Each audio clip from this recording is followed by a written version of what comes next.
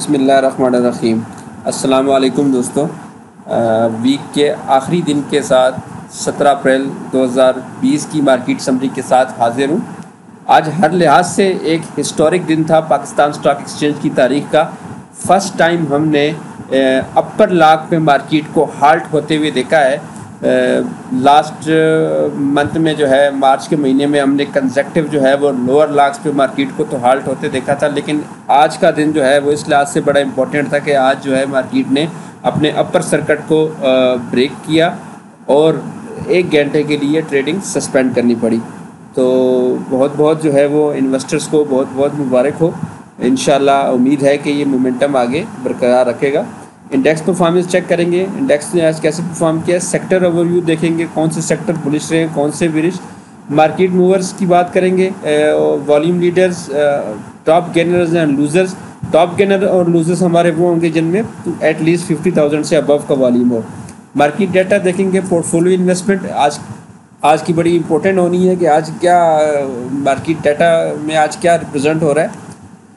Results जो हैं वो आज कौन से अनाउंस्ड हुए हैं वो चेक करेंगे, और जो मंडे को जो फर्स्ट सेशन होगा उसके लिए कौन कौन से इवेंट्स हमारे हैं वो देखेंगे, और फिर टेक्निकल चार्ट्स पे हम सपोर्ट एंड रेजिस्टेंस देखेंगे। चलिए शुरू करते हैं आज की video. Please subscribe my channel and press the bell icon for latest updates. Thank you. आज के एसई 100 इंडेक्स में 1502 पॉइंट के साथ 4.80% का इजाफा रिकॉर्ड किया गया है और इंडेक्स ने 32,831 पे क्लोजिंग दी है।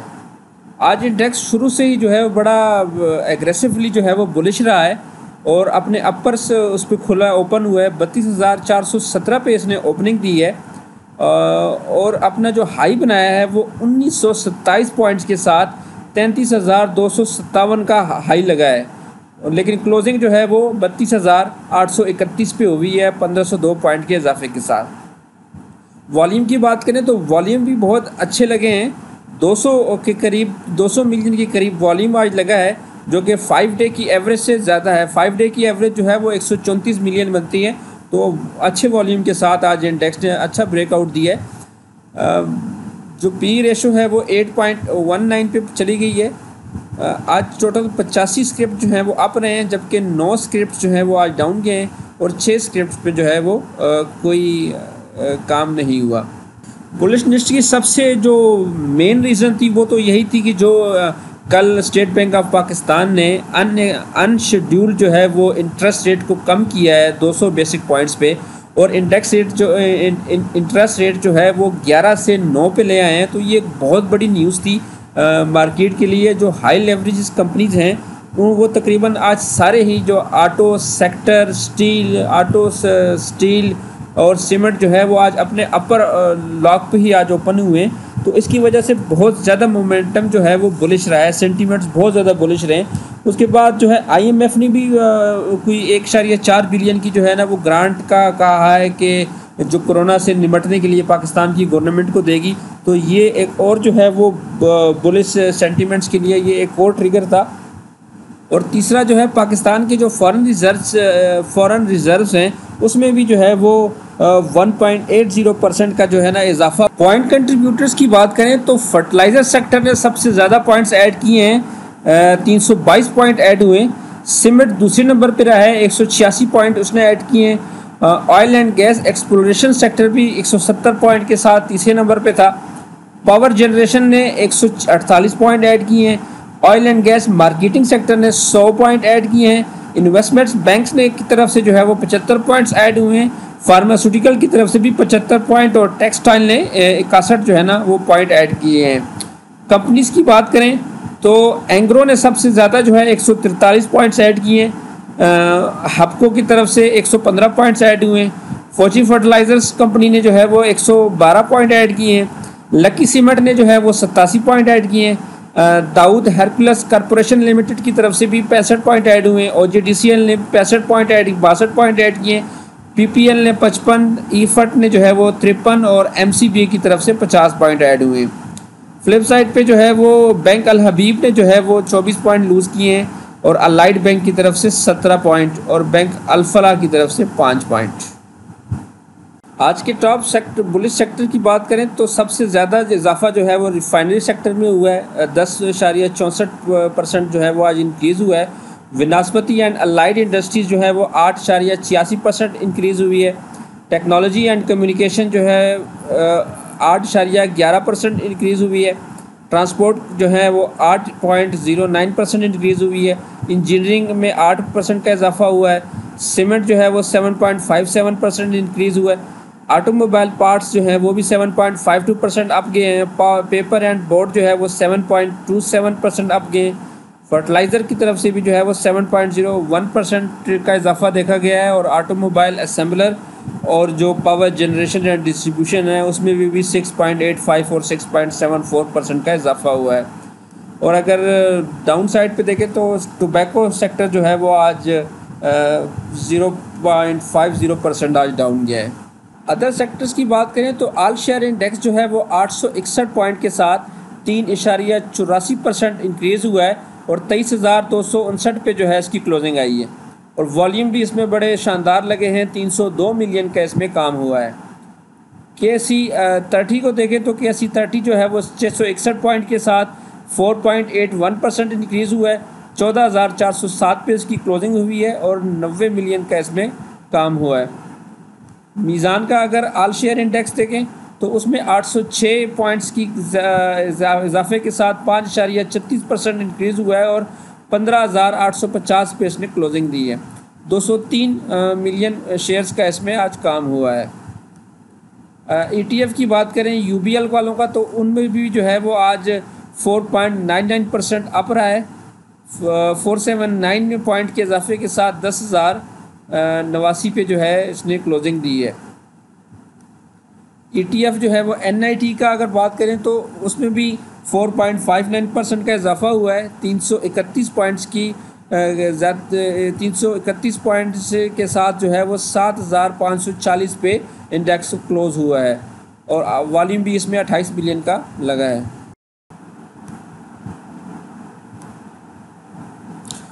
तो चले देखते हैं आज के मार्केट मूवर्स कौन कौन से हैं। तो सबसे पहले जो है वो टॉप 10 वॉल्यूम लीडर्स को देखते हैं। के इलेक्ट्रिक आज का टॉप वॉल्यूम लीडर है। 23.24 बिलियन का इसमें काम हुआ है और ये 6.92% इंक्रीज़ हुआ है। हैस्कोल दूसरे नंबर पे है, 21.34 बिलियन का काम हुआ है, 7.44% ये इंक्रीज़ हुआ है। बैंक ऑफ पंजाब भी जो है वो 12% इंक्रीज़ हुआ है और 19.62 बिलियन का इसमें काम हुआ है। यूनिटी जो है वो 9.30% इंक्रीज़ हुआ है और इसमें 17.96 मिलियन का काम हुआ है। FCCL में भी 15.37 मिलियन का काम हुआ है और ये 7.49% पे इंक्रीज़ हुआ है। पावर सीमेंट जो है वो 12.28 मिलियन का इसमें वॉल्यूम लगा है और 16.95% इंक्रीज़ हुआ है। WTL में भी जो है 11.75 मिलियन का वॉल्यूम लगा है और 10.96% ये इंक्रीज़ हुआ है। लॉर्ड केमिकल जो है वो 10.59 मिलियन के वॉल्यूम के साथ 7.76% इंक्रीज़ हुआ है। FFL जो है वो 10.68% इंक्रीज़ हुआ है और इसमें 7.08 मिलियन का वॉल्यूम लगा है। एंग्रो फर्टिलाइज़र में भी जो है वो 7.01 मिलियन का वॉल्यूम लगा है और 7.49% ये अप गया है। टॉप गेनर्स की बात करें तो टॉप गेनर्स में AGL जो है वो पहले नंबर पे है, 24.72% का इसमें इजाफा हुआ है। AGSML में जो है वो 23.70% का इजाफा हुआ है। DSL में 21.62%, हम नेटवर्क में 17.45% जो है। पावर सीमेंट्स में 16.95% का इंक्रीज़ हुआ है। FDIBL में भी 16.81%, MDTL में 15.94% है।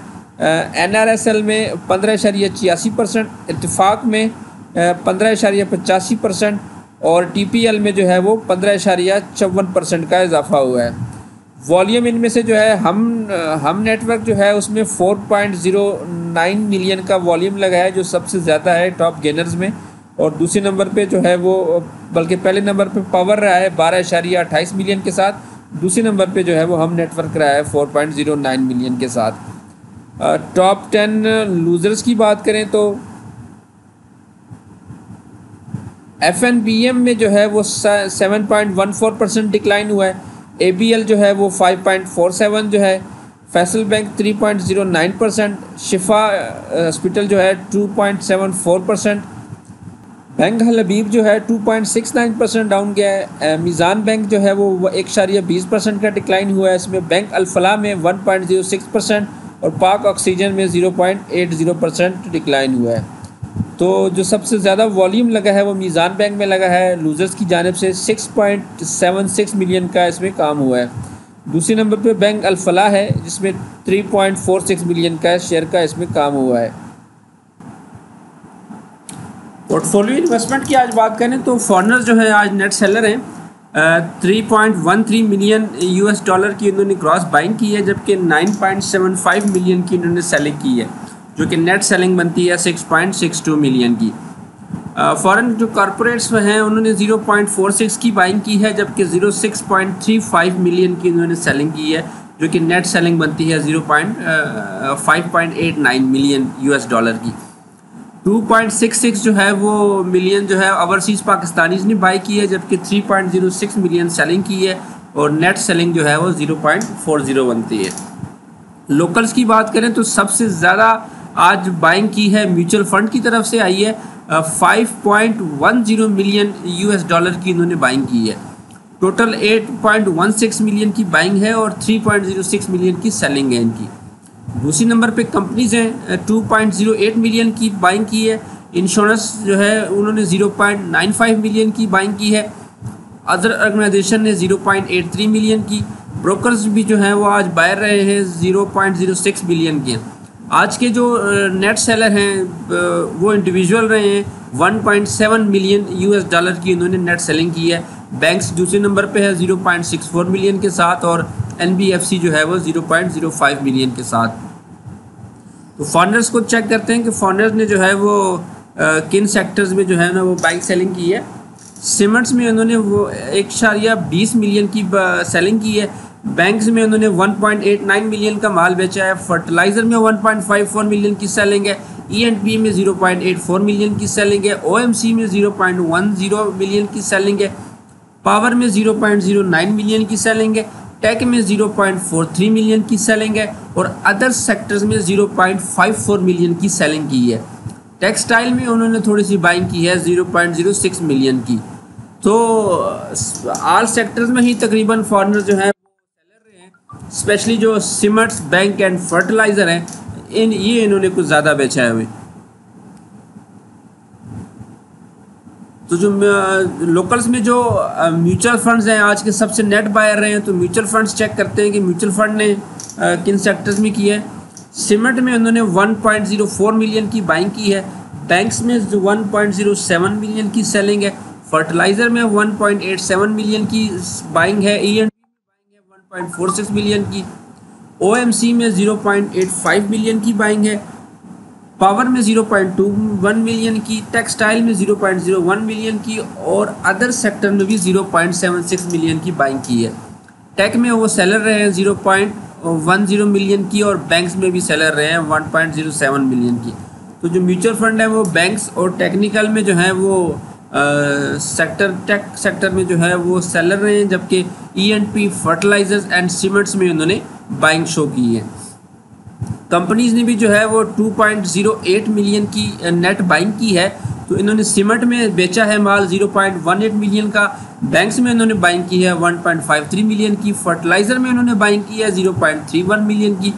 E&P को बेचा है 0.54 मिलियन के साथ। OMC को भी सेल किया है 0.39 मिलियन। पावर जो है वो 0.06 मिलियन की बाइंग है इनकी। टेक सेक्टर में 0.89 मिलियन की बाइंग है और अदर सेक्टर में भी 0.47 मिलियन की बाइंग है, जबकि टेक्सटाइल में 0.07 मिलियन की सेलिंग की है। तो कंपनीज जो है वो E&P एंड OMC में मेजर नेट सेलर है, जबकि बैंक्स, टेक और अदर सेक्टर में जो है इन्होंने बाइंग की है। इंश्योरेंस कंपनीज ने भी आज फिर जो है ना वो बाइंग की है 0.95 मिलियन की। सीमेंट्स में 0.08 मिलियन की बाइंग है। बैंक्स में 0.59 मिलियन की बाइंग है। फर्टिलाइज़र में 0.02 मिलियन। E&P में 0.07 मिलियन की सेलिंग है। OMC में 0.12 मिलियन की बाइंग है। पावर में 0.02 मिलियन की बाइंग है और अदर सेक्टर में भी 0.42 मिलियन की बाइंग है।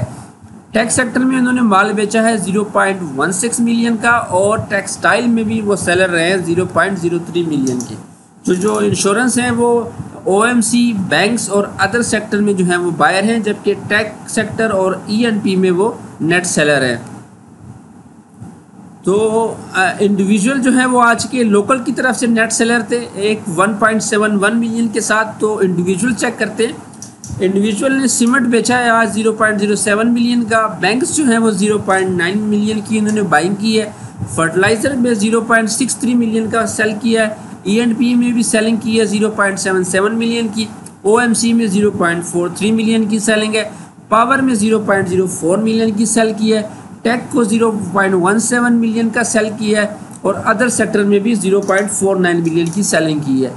टेक्सटाइल में उन्होंने थोड़ा सा 0.01 मिलियन का बाई किया है। तो जो इंडिविजुअल है वो ENP, fertilizers and other sector में नेट सेलर है, जबकि बैंक्स एंड टेक सेक्टर में जो है इन्होंने बाइंग की है। तो मंडे को जो इवेंट्स होंगे उसको एक नज़र देखते हैं। सबसे पहले तो कल जो है यानी कि 18 अप्रैल को 12 बजे SIPL का फर्स्ट क्वार्टर का रिज़ल्ट अनाउंस होगा, जो कि आएगा मंडे को ही आएगा। एक्सचेंज पे जो है ना वो मंडे को ही अपलोड होगा। ईफर्ट का जो है वो फर्स्ट क्वार्टर का रिज़ल्ट है 20 अप्रैल को 11 बजे उनकी बोर्ड मीटिंग है, जिसमें वो रिज़ल्ट अनाउंस करेंगे फर्स्ट क्वार्टर का। सियान लिमिटेड का भी जो है 20 अप्रैल को 3:30 बजे जो है उनका फर्स्ट क्वार्टर का रिज़ल्ट है। और रफान वालों का जो है फर्स्ट क्वार्टर का रिज़ल्ट है 20 अप्रैल को 7 बजे। ICI पाकिस्तान अपना थर्ड क्वार्टर रिज़ल्ट जो है ना वो अनाउंस करेगी 20 अप्रैल 2020 को 12 बजे जो है इनकी बोर्ड मीटिंग होगी। और फौजी सीमेंट जो है वो भी अपने थर्ड क्वार्टर का रिज़ल्ट पेश कर रहा है 20 अप्रैल 2020 को 10:30 बजे सुबह जो है इनकी बोर्ड मीटिंग होगी। IBL हेल्थ केयर जो है वो भी इनका भी थर्ड क्वार्टर का रिज़ल्ट है, और ये 12 बजे इनकी बोर्ड मीटिंग होगी 20 अप्रैल 2020 को। तो डिविडेंड्स की बात करें तो सियान लिमिटेड जो है उसका लास्ट डेट है डिविडेंड अवेल करने की 1 रुपये का जो है ना वो यानी कि 10% का डिविडेंड है, जो कि 21 अप्रैल को इसकी एक्स डेट है। तो 20 अप्रैल जो है इसकी लास्ट डे है डिविडेंड अवेल करने का। सेफ पावर लिमिटेड का भी सेम लास्ट डेट है मंडे को, 2 रुपये का डिविडेंड है इसका। सेंचुरी इंश्योरेंस का जो है 1 रुपया 75 पैसे का डिविडेंड है, ये भी 20 अप्रैल को जो है वो इसकी लास्ट डेट है। स्पॉट की 21 तारीख को ये एक्स हो जाएगा। गैलेक्सो जो है वो एक्स होके खुलेगा मंडे को, इसकी आज लास्ट डेट थी डिविडेंड के लिए, 6 रुपये का इसका डिविडेंड था। टेक्निकल चार्ट्स पे जाते हैं जहाँ पे देखते हैं कि सपोर्ट और रेजिस्टेंस हमारी क्या बनती हैं। ये KSE 100 का डेली का चार्ट है। तो जो पिछले तकरीबन कोई 10-12 दिनों से जो एक रेंज बनाई हुई थी इंडेक्स ने 31,000 30,500 से 32,000 की, वो आज एक हाई वॉल्यूम के साथ ब्रेक हुई है। और तो अब वो जो रेजिस्टेंस थी इसकी वो अब यहाँ पे हमारे एज ए सपोर्ट का काम करेगी। ये 32,000 वाला लेवल जो था ये पहले रेजिस्टेंस था, अभी यहाँ पे सपोर्ट काम करेगी। और दूसरा हमारी ये 30,800 वाली जो थी ये भी हमारी अभी सेकेंडरी सपोर्ट पे काम करेगी। तो रेजिस्टेंस जो है आज इंडेक्स ने तकरीबन 33,300 पे वो किया है, रेजिस्ट किया है। ये फिबोनाची का भी लेवल था। अगर मैं आपको फिबोनाची का वो लेवल दिखाऊं तो ये देखें, ये 33,319 का एक फिबोनाची का रेजिस्टेंस है 38% का। तो आज तकरीबन इसके करीब से ही इसने वापसी की है। तो ये भी जो है ना एक रेजिस्टेंस है। जबकि उसके बाद अगर उसको करता है तो फिर 33,000, तो हमारी फर्स्ट रेजिस्टेंस जो है वो 33,000 होगी। हॉरिजॉन्टल लेवल पे फिर 33,600 पे है, और 34,500 का एक लेवल है, उससे आगे अगर देते हैं तो। अगर EM डायनामिक सपोर्ट की बात करें तो EMA 10 जो है वो 31,400 पे है, और EMA 24 जो है जिसको आज ब्रेक किया है वो भी एज आ सपोर्ट का काम करेगा। वो भी तकरीबन 32,000 पे वो भी है। तो 32,000 का लेवल जो है हॉरिजॉन्टल रेजिस्ट सपोर्ट भी है, और साथ में डायनामिक जो है EMA 24 की भी है। और अगर रेजिस्टेंस की बात करें तो आगे EMA 25 है, जो कि तकरीबन ये 34,000 वाला जो लेवल है हमारा उस पे जो है ना ये आपका EMA 50 की भी रेजिस्टेंस एक इंडेक्स को फेस हो सकती है भाई। तो रेजिस्टेंस जो है वो हमारी क्या होगी, EMA 50 की 34,000 की वो बाद का लेवल है। अभी जो करंटली है वो 33,000, 33,500 और 34,500, जबकि फिबोनाची की जो 33,300 है ये भी रेजिस्टेंस। सपोर्ट जो है वो EMA 24 की डायनामिक 32,000 और 32,000 पे ही हॉरिजॉन्टल वाली भी है, एंड EMA 10 जो है वो 31,400 की है, और हॉरिजॉन्टल पे जो है वो 30,800 और 30,900। ये फिबोनाची का भी तो वो 24 वाला 23% वाला लेवल है, तो ये भी एक सपोर्ट है। और क्रिटिकल लेवल हमारा ये 30,800 होगा। पहला जो 31,400 EMA 10 की अगर सपोर्ट ब्रेक करता है तो फिर ये 30,800 जो है ना ये हमारा फिर क्रिटिकल लेवल बन जाएगा।